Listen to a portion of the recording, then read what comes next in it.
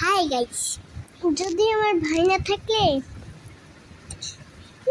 Makeup করতাম, যদি না ছবি এনে দিতাম, ছবি না থাকলে চোখটা ভারে দিতাম।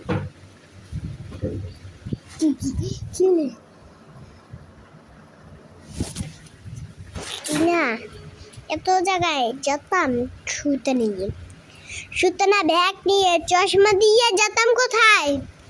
দুঃখের বাড়ি, মুমুক বাড়ি। মুম্বন না থাকলে ঘুরে যেতাম অনেক দিন পরে। আমি না থাকলে তোমার, আমার বোন না থাকলে তুমি, আমি করে বাড়ি যেতাম। আমি না, আমার ভাইটা এসে আমাকে লুকফাস্টার করতে।